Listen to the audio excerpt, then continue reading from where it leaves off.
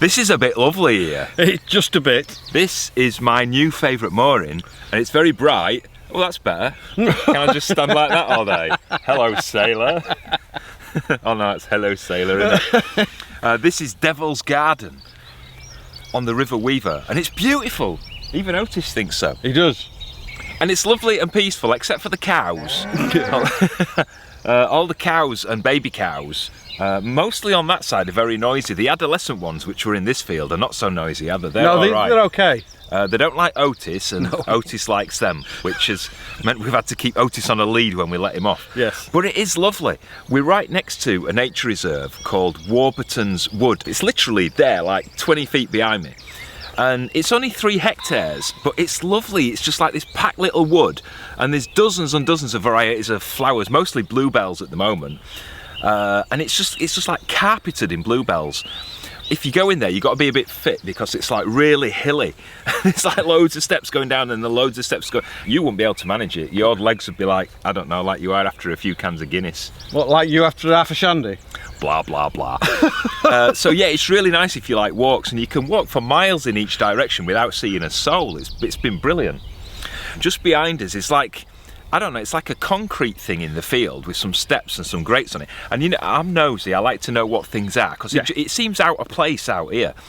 Do you remember when we were coming out of Runcorn and there was that big, scary, like Gothic water tower, Norton Water Tower? Yes. And it was the release valve for the main pipe between North Wales and Liverpool. Yeah. Well, that is the valves. Oh! And if we were kind of minded that way and we had some WD-40 and a lot of puff, we could open the doors and go down and turn the water supply off to Liverpool. We've definitely got a lot of puff. Shall we do that? Go, yeah. No. Today we go into the end of the Weaver navigation to Western Marsh Lock. You can go on a little bit further than that towards the old docks, but we're not. We're going to stop at Marsh Lock because we've got to meet somebody. Shall we go turn them valves off? Come on.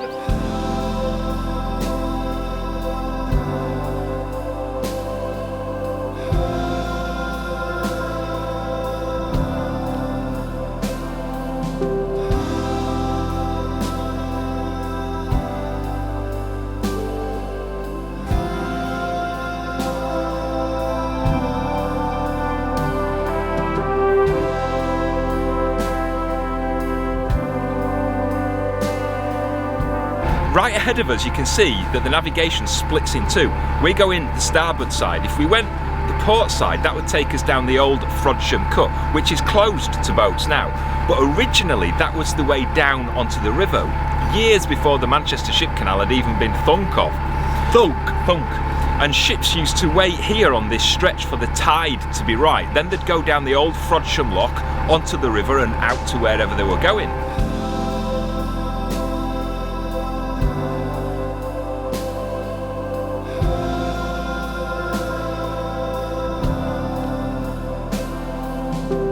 On our right hand side there used to be a set of locks called the Sutton Locks, and they were double gated at the front. Do you remember Tarleton Lock on the Rufford branch? Yeah, I do, yeah. And the double gates stopped the tidal river from coming onto the navigation.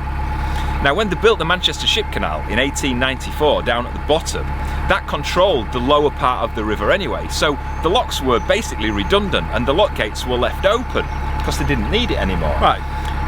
And then British Waterways cut this new channel that we're on now that bypasses the old locks altogether.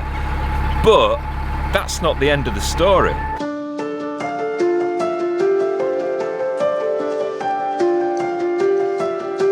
The abandoned locks and the approaches on each side became a graveyard for dozens of old working boats. If you were walking by, you might not even realise, but from the air you can see the relics of Mersey Flats, Weaver barges, old working narrowboats, and even an old bottom opening dredger hopper.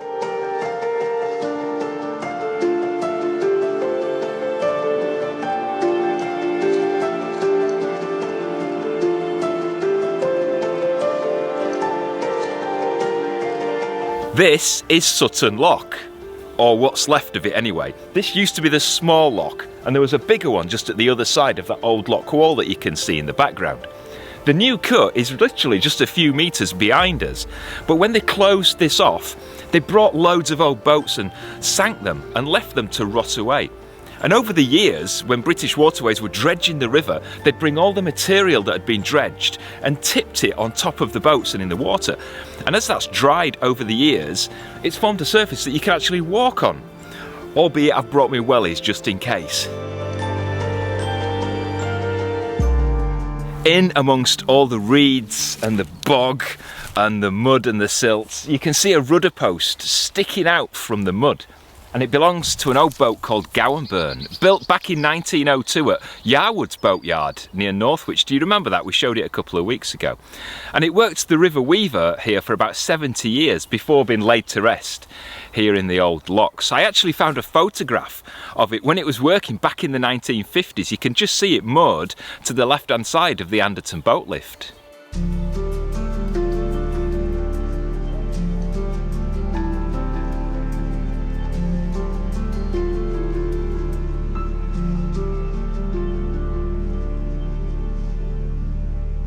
This used to be the smaller of the two Sutton Locks, and of all the boats that are laid to rest around here, this is my favourite, and I think it's the most special.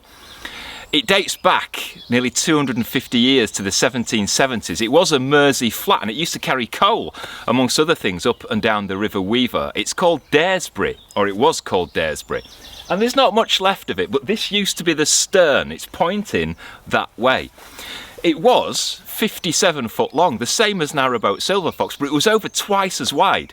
We're 6'10", this was about 16 feet wide, so it could carry a lot of cargo. And it was laid to rest here back in the mid-1980s by British Waterways.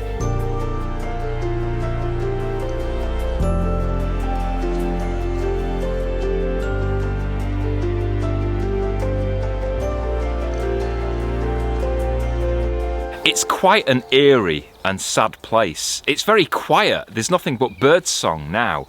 But as little as 70 years ago, this place, this lock, would have been packed with boats carrying cargo up and down the Weaver from the Ship Canal and the Mersey up towards Northwich and Winsford.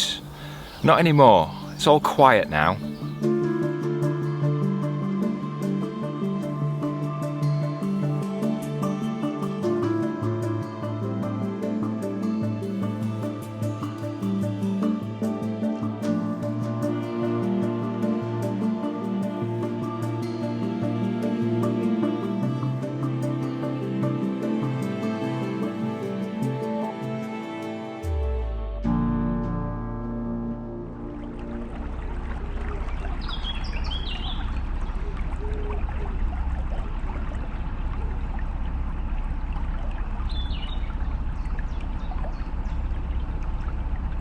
We're just coming up to Sutton Weaver Swing Bridge. It's a relative youngster compared to the ones we saw in Northwich. This was built in 1926 and it's a busy one. It carries the A56 and about 20,000 vehicles a day pass over it. So I would imagine there's a fair few queues when they need to swing it. And I know a man who knows which knobs to pull to make it work. Sutton Weaver Swing Bridge was built by Joseph Parks and Son from Northwich, and it was opened back in 1926. It replaced an earlier bridge that dated back to 1872. Like the two swing bridges in Northwich, 2/3 of the 520 tonnes is supported by a floating pontoon, and the other third relies on 114 rollers around the base. There's 9 feet of headroom to get under the bridge, which is more than enough for Silver Fox. But lucky for us, Alan from the Canal and River Trust is training new boy George how to operate the bridge, so Sean's standing by for it to open before he's going to head through. Because the control room's not manned 24 hours a day, we're not allowed to show you exactly how to operate the bridge, but it is unique in that it still uses the original controls from 1926. There's no new technology in here at all. In fact, the only thing that's changed over the years are the electronic barriers to control the traffic, and even then, Alan still goes outside to make sure the cars have stopped. With the traffic stopped, Alan shows George how to swing the bridge. It looks really complicated with all this gear in here, but to put it in simple terms, 30 brake horsepower electric motors under the control room pull this thick wire rope around a huge wheel at the base of the bridge, and that turns it. It's amazing to watch the simplicity of it, but it's also awesome to see it close up, just the size of this mechanism that's working to shift this huge bridge.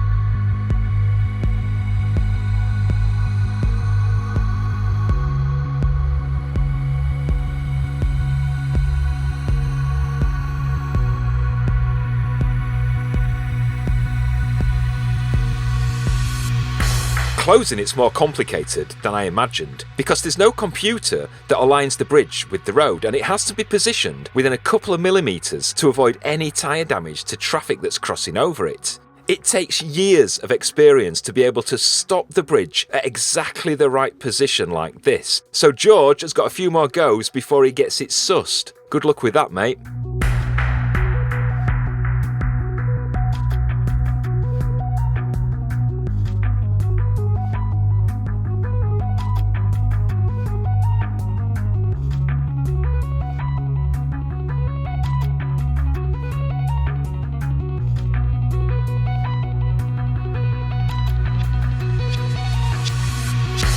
After miles and miles of lovely open countryside and quietness and peace and cows, go under the M56 motorway, and then on our starboard side we've got the Runcorn Rowing Club, and then this huge chemical plant owned by Ineos. I'm sure I've got a toy. It sounds like Ineos.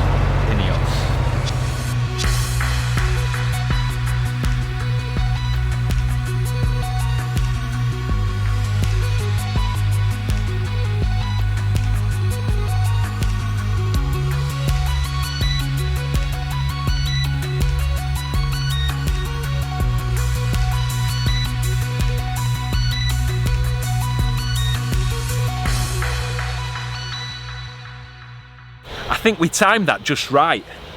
Rain clouds! Oh, it's looking a bit dark over there.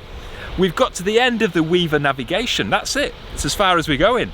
We're actually moored on a new canal. This is the Western Canal, not Western, not like Gunslingers. No gunslingers. And Clint Eastwoods and Jetsons on your shoes. Is it Jetsons? Jetsons, that's a cartoon. Well, what am I thinking of? Stetsons? No, that's a hat. Is it? All right. Spurs. You're a West Ham supporter. I don't even follow football. And this canal used to link to Runcorn. Do you remember that in the episode I don't know how many moons ago that was? I should remember it, we've been there. You can't get back to Runcorn this way. You can get down to the old docks, but we're not going that way. I mean, look! Do I look like I want to get wet? We're not getting wet. We're not getting wet. On this side is Marsh Lock, and if we go down there, it'll take us onto the Manchester Ship Canal. If we do a left, we'll go down the Mersey, well, the Ship Canal, then the Mersey towards Liverpool. Isle of Man. If we do a right, yeah, can you imagine that? If we do a right, we'll go back past Runcorn towards Manchester. But we're not going anywhere. We're staying here for a couple of days because I want to see some big ships come up and down the Ship Canal. That'd be ace, wouldn't it? It'd be quite cool, actually. You don't seem excited, but that would be so cool. We hope you've enjoyed your journey on the Weaver, not the Beaver, the Weaver with us. If you have and you're not already, please subscribe to the channel. Hit the thumbs up button and hit the notifications bell if you'd like YouTube to let you know every time we release a new vlog, which is every Friday at 4 o'clock. You're getting in tune as well. I am, yeah. You are. Just about. If you'd like to help support the channel and keep us making this, all you need to do is click the link up above Sean's head, or there's a link in the video description, and become a YouTube member. A member of our channel, you get some exclusive perks and things like that. Share this video with your family and friends and anybody who'll listen and put up with this madness. It is madness. It would help. And we'll see you next week when, I don't know what we're going to do. I don't know, probably sleep. We're going to have to get us thinking caps on, aren't we? There we are. Take care of yourself. See you next week. Bye. Ta-ra.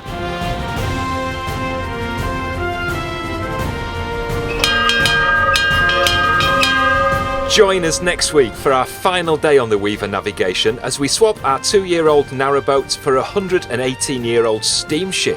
Don't miss our day on the Daniel Adamson as we help out in the engine room, get a bird's eye view from the bridge and uncover the history of Steamship Danny.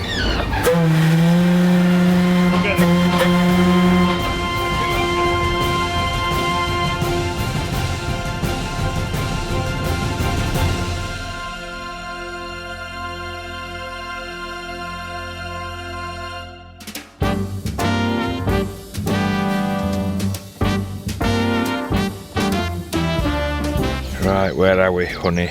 And we're going to pass an old cut. An old cut. That was inappropriate. We're not going to show you that bit. Before the...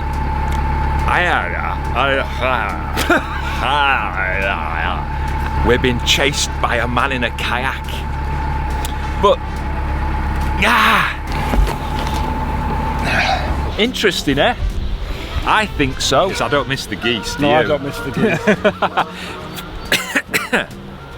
And he's going to do that again. 3. We've done it and we've got to do it again. 5. Give it a thumbs up. What? Subscribe. Thumbs up. Notifications. Just press that subscribe button for me. Now, go on. I'll get a warm feeling when you do that. Do it. Ooh, somebody just did it. Oh. Hit the notifications bell and click the thumbs up. I am not doing all that again. We're not doing it again. Take 300.